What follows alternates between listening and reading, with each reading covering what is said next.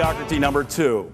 And that is that though you and I will be aging, it is possible for every single one of us to become stronger, higher performing, healthier, younger, and for some of you out in this room right now, better than ever.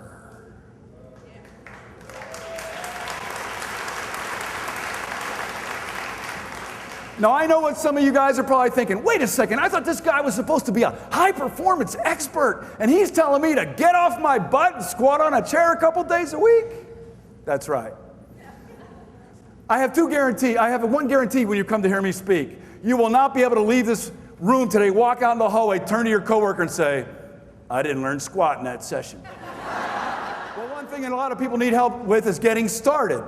Why? Because we make mistake of mediocrity number 3. And that is that we think all or none. You hear people say all the time, well, if I can't do it all, I'm not even going to make an attempt. And then once we start to make an attempt, we act as if we have to go from doing nothing to doing everything perfectly.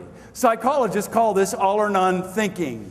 And if you look at it, it is based out of fear. Fear of making a mistake, fear of not being perfect, fear of looking foolish in the eyes of other people, and probably most powerful, the fear of failure. Says body fat. Maybe this is something I should try. I said, what'd you say? She said, huh? I said, did you say try? She said, yeah. I said, no try. You heard what Yoda from Star Wars said. Remember Yoda? Do or do not. There is no try. Imagine that you started a new job. You went in for orientation. Your boss says to you, hey, I'll see you next Monday at 8. You say, hey, I'll try to be there. To leave behind clothing that will soon fade and go out of fashion. Or to leave behind the high-performance zone where you will indeed perform better, live stronger, and dream bigger every day of your life and then help others to do the same, which makes more sense. But please do continue to dress yourself. I can see it now. Vacaville, bold new wellness program. Due to financial challenges, uniforms are no longer needed. But please take 5 minutes, and that is that we focus on our flaws. I don't know about you guys, but I am a flawed human being.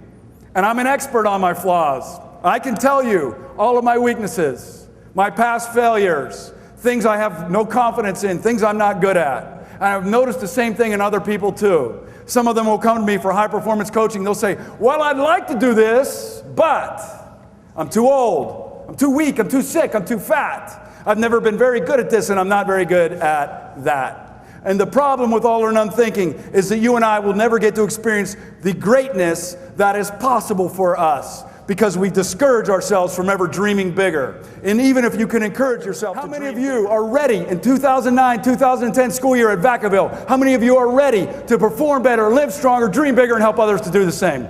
How many of you?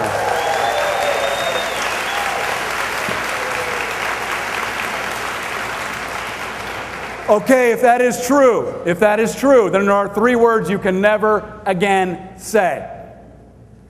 I'm waiting until. I'm going to wait till school starts. Grandpa, what happened to you? You're a stud. You're a studette. And you're going to say, you know what happened to me? Back on August 11th, 2009, at 10:31 a.m., I made the decision that I was going to strike back at mediocrity. And I was going to boldly declare the intentions for my future in writing. I was going to make them specific, exciting, and daring. And I was no longer going to focus on my flaws. I was going to focus on my cause. And I was no longer going to try. I was going to be true. And I was going to commit to do just 10% better my whole life through. And I was going to take 5 minutes every day, no matter what stressor or challenge came my way. And I was going to just keep showing up, and I was going to stick, and I was going to stay. So that someday, like today, I would get to be here with you and lead the way to performing better, living stronger, and dreaming bigger. You guys have been a great audience. Have a great school year. God bless you. Thank you.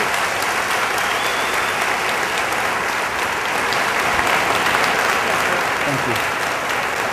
Great job. Great job.